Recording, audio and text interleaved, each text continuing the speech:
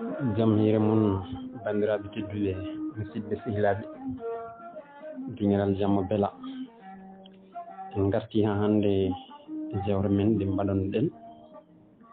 eɗen jiiɗi artude ɗo noon e deftere wirende jubbande e taarih Fouta Toro. Eɗen jiiɗi haalde seeɗa e taarih Fouta Toro, kaalen laamuji gonnoɗi ɗon, kaalen kadi ha hande diwanuji ɗi e yimɓe hoɗɓe diwanuji ɗi e hol leppi mabɓe ko way noon. ɗum noon ma en puɗɗoro e deftere Ndiaye Seydou wirende jubbande taarih Fouta Toro. Jubben noon e diwanuji ɗi e bindande Oumar Kane.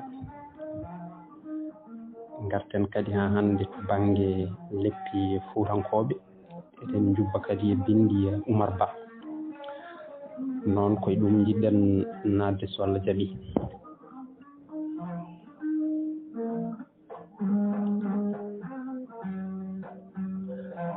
Nokku mo dartiyankoɓe mbiyata Fouta Toro wonno wiyeteno Adane ko jiida inde Fouta Toro nde. Won honnoɓe hen kadi woɗɓe ko jiida e leƴƴi koɗɗi hen hande ɗi.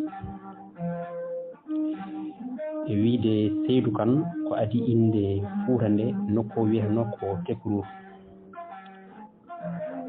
Rokkimo nden inde ko safalɓe berbere en, arabeɓe julankoɓe ma dartiyankoɓe e yillotonoɓe. Hay ko dañano andede e nokku o e on saaha feññini ɗum ko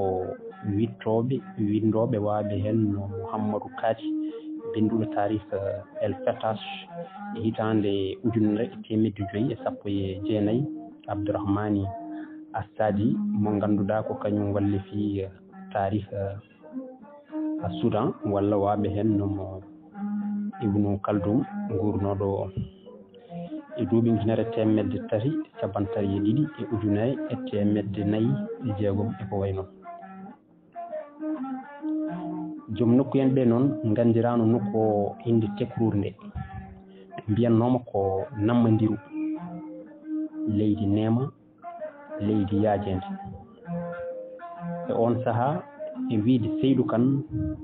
jimol lollugol ina wonno gam hollirde Nema mo Nammandiru naaɓe gonno e nder mum. Holto gonɗa leydi Nammandiru? Leece kanŋe leydi Nammandiru, koobi kanŋe leydi Nammandiru, pucci kanŋe e leydi Nammandiru, ɓirduɗo kanŋe e leydi Nammandiru, cacci kanŋe leydi Nammandiru, wutta hariire e lamɗo Nammandiru. Honno e nokku o ko leƴƴi Fulɓe e Seereraɓe e Soninkoɓe e Mandinkoɓe e Jolfuɓe. Leƴƴi safalɓe berbere en ene gummortonoɓe banggere o. En gari e laamuji gadiɗi, laamuji Fulɓe tuggi e nder Fouta Toro koye Diawogo en, hikkaɗi koye jamanu almameɓe. Caggal lefol almameɓe ko jimandi e tubakoɓe. Caggal kalfandi nofuru woɗeru ko jeytare. Ɗum woni saaha mo hendu ndimagu wutti yogo e leyɗele Afrique. Ngam tongude e deggodiral laamuji mennoɗi laamadi, Fuutankoɓe ina joguino ngol ɗo tonngol: Ja, Ma, To, La, Kos, Al, Na, Day. Ja firti ko jaogo, Ma ko manna, To ko tonjon, La gadan o ko laamu termes, La ɗimmo ko laamu taaga, La tataɓo o ko laamu tooro, Kos woni koliteŋel e seɗɗe mum ko kamɓe kadi mbiyete satigueɓe walla deniyankoɓe. Al ko almameɓe, Na o ko nasrani, Day o ko dajjali walla dayyali, laamuji garoji caggal jeytare. Dendagal leppi ɗi kawri ko 10, kono ɓuuri tidde en e nde ɗo deftere ko 9. ɗin goni lefol Diawogo, laamu manna, laamu tonjon, laamu termes, laamu taaga, laamu tooro, lefol Satigeɓe lefol Almameɓe e jimadi e tubakoɓe teskoɗen wonde won e laamuji ɗi ko gila nokku o ene wiye tekruur won hen kadi ngari ko caggal nde watti wiyede Fouta Toro laamuji gila nokku o ene wiye tekruur ko jeegom ɗin goni lefol Diawogo laamu Manna laamu Tonjon laamu Termes laamu Taga e laamu Toro laamuji garɗi caggal nde nokku o watti wiyede Fouta Toro ko tati ɗin goni lefol Satigueɓe lefol Almameɓe e jimadi Tubake cinnoɗen lefol hen foof saaha mo nanno dingiral e kewe kewe mantinide mbannoɗo e nder yonta mum kono hade men nadde toon en gartat seeɗa e firoji Fouta naaten e diwanuji Fouta ɗi caggal mum gartu hen e laamuji ɗi so Allah jaaɓi joni noon garen e firoji Fouta caggal inde tekruur nde nokku o wiya ko Fouta miijoji kewɗi guehima firde konngol ngol walla ƴewde asli maggol won holluɓe wonde inde Fouta nde seeka koye inde goto misriyankoɓe adiɓe ino ɓe mbiri ko annabi Nuhu jibini Cham Sem e Jahfe ɓaleɓe jalti koye Cham semiɗen jalti koye Sem raneɓe jalti koye Jahfe Sam jibini Kanan Fut e Misriyam walla Misra biyetenoɗo Kush e wiide ɓen ha hande koye Fut inde fulɓe yalti ko ɗum waɗi ɓe innirde nokku fof ɗo ɓe koɗi ɓe tabitini inde Fouta nde won miijo waɗi to Misira to leñol nuvinaɓe ina rewanno sanamuji ɗiɗi hen goto wiyete ko Fata goɗɗo on ko Toro walla Cor caggal nde won e leƴƴi ko dunoɗi e mabɓe dayi ha gaari gayi e nder diwan Fouta Toro hande o pewni kañumen hono ɗin allaji ɓe dokkiɗi inde mbatti rewde ɗi hono no ndewirannoɗi gila to Misira ko Fata o wontoyte gaye Fouta Toro walla Cor wontata Toro Cheikh Mamadou Kane mo Damga Mbamoun Abdousalam Kane Cheikh Kanton Kanel tanum Bouna Abdousalam e nder yewtere hakkude mum e tubak biyeteɗo Gaden holliri wonde inde Fouta nde ko goto e sofaji koli teŋel wiyeteno noon ko rewno koye Soyru ina wuufi sirtere gawri heccere e yamirore koli teŋel haw yani e nokku he hono Fouta rutti o habru e koli nden koli teŋel e kono mum ngari ndi nokku o belama ɗum ngam ruttude makko teddungal kanko sofa o koli innitirimo nokku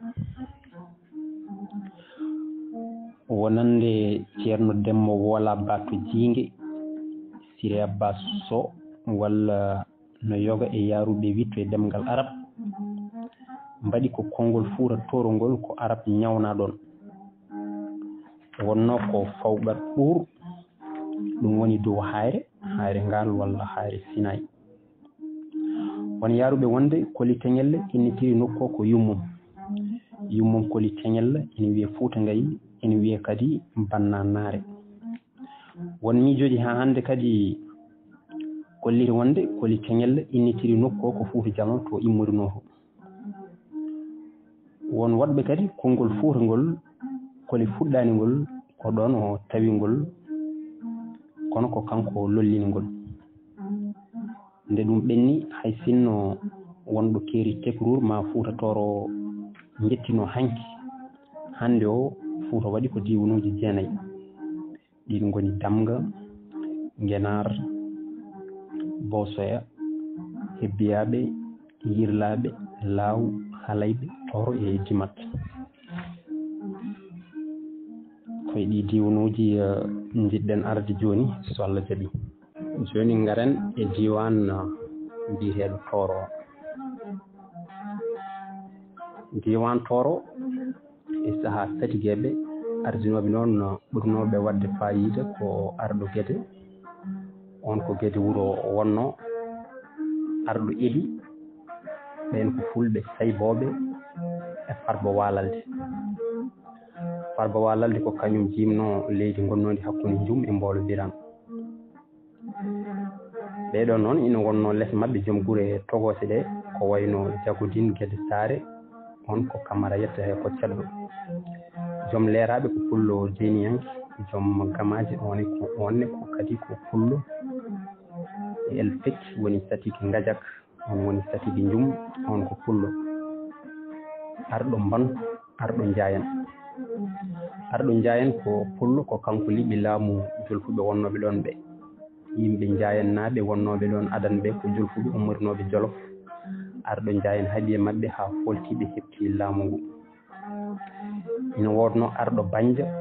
ina woodi Kamallenko Gollere, ina waɗi arɗo Mairie, ina waɗi joom Waran. ɓeɗo fof so wona ardiɓe Walalde ɓe ko fulɓe sayboɓe gonno yetteteɓe Sow. So wona joom leeraɓe on ko Jeyniyanke yettete ko Ba. Ko caggal ɗum e nder temadande 17 ko nden salsalɓe Guédé Sare ko nden laamu maɓɓe fuɗɗi sañade. Laamu maɓɓe ina dolna ko nden ɓe lomtoyto arɗo Guédé wuro. Caggal ɗum kadi ɓe gona e less almameɓe. Salsalɓe ɓe wiya gummi koto banggue rewto e nokku ene wiye Bahil. Nde ɓe ngari nde noon ɓe gondi e fulɓe to Guédé wuro ɗo haɓe jangi ɗemgal mumen ha ɓooyi ɓe kewi ɗon doole ɓe kepto e laamu mumen ɓe paari ko wiyete Guédé Sare ɗo ɓe tawi ɗon gallunkoɓe seɗɗa yetteteɓe Camara ko ɓen gonno ɗon sefuji e l'école maɓɓe Diagodine. Kamɓe salsalɓe ɓe noon koɓe harbiyankoɓe mawɓe.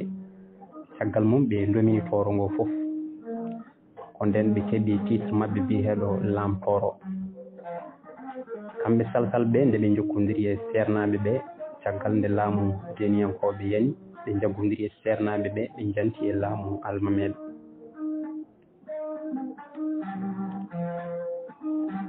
Keerol hirnangue Toro ko Waalo e kaddi e Waalo ko Dagana to banggue Juma ɗo calɗi keddi funnague ɗi jeeya koye Fouta keddiɗi ɗi koye Waalo.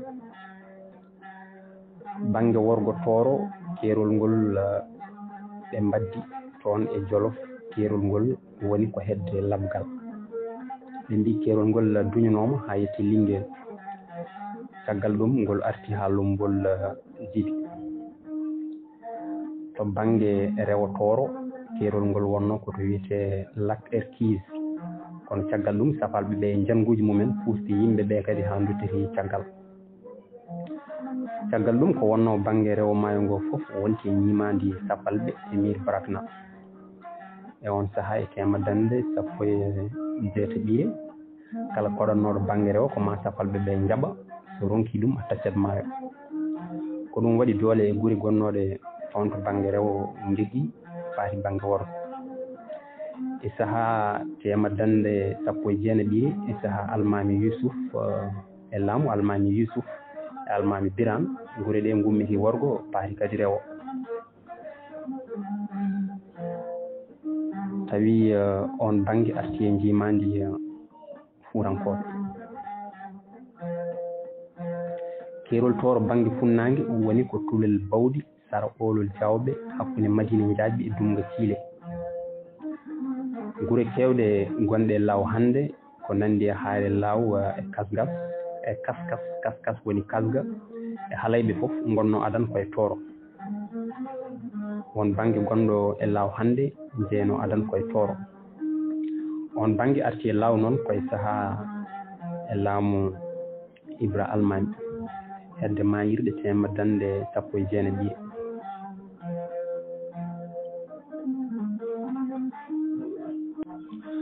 Kamɓe salsalɓe ɓe e saaha Almami Abdoul ɓe mbaɗi feere kay ha Toro woni e less jimadi almameɓe. Won wiɓe ala Toro kay jaaɓi laamu almameɓe tan ko duuɓi 7 nde ɓen keɓi laamu wawi hen wonde foof torankoɓe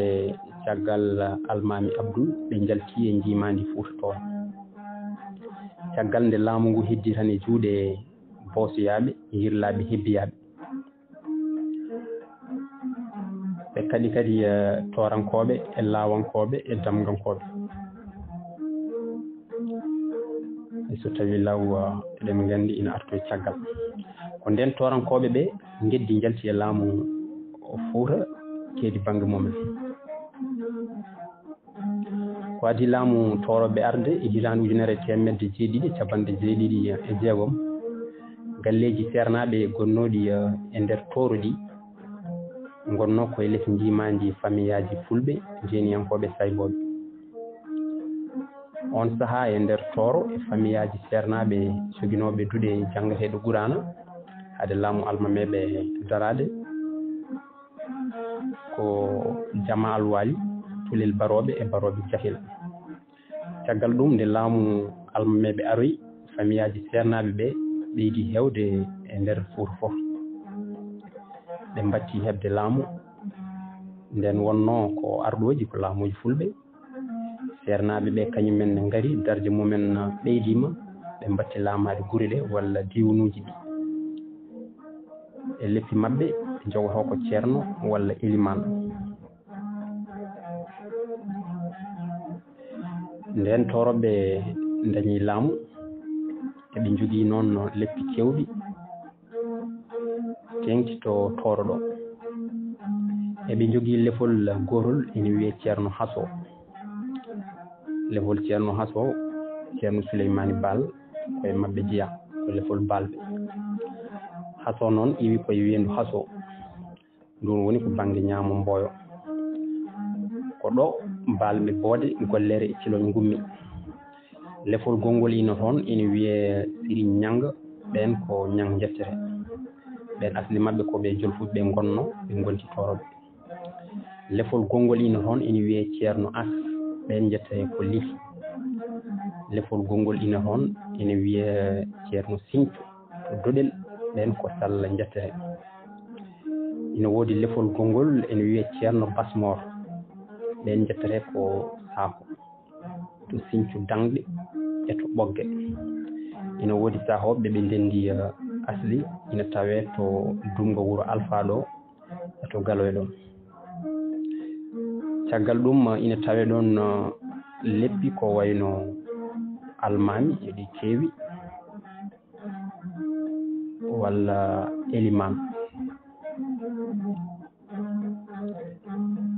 Eliman ina tawe ɗo Dimat ina tawe ɗo Jama Alwali ina tawe ɗo Mboyo to Diatar to Jawar to Donnayi to Diagnum to Ndiayen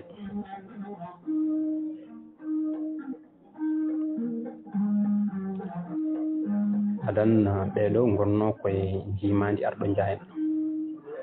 arɗo Mbantu wondino e Alwali mo Jama Alwali ɓen ko Demma jettere joom leeraɓe on ko deniyanke yettere ko Ba e arɗo Gamaji on ko Saybowo yettere ko Sow ɓe gondino kay e famiyaji sernaɓe yettereɓe Anɓe ko an ɓe piltata to Gamaji ɗo arɗoji ɗi koye ɓen an ɓe hen cahal yalti faye Jum hen catal faye Pete hen catal faye Guijilon ɓe gonti toon Elimanen eɓe gondi e sernaɓe wodɓe Diadiaɓe arɗo Edine jimino e famiyaji sernaɓe yetteteɓe Dade en Aw en Baale en e Diawɓe ina jette Dia e Jalluɓe e nder toro to ha hande ina tawe toon leƴƴi toroɓe ɓe jimanoko ina tawe to Dimat to Jama Alwali to Wuro Madiw ɗin leƴƴi toroɓe jaltini kadi yimɓe dowluɓe ha tengti noon ko nandi e Baroɓe to Baroɓe Jahel walla Tulel Baroɓe walla Hayre Law kono noon montugol ɓurgol yawde ko banggue sernaɓe ɓe ko famiyaji toroɓe wonnoɓe to Wocci yetteteɓe Touré ɓe ɓen dowlino no feewi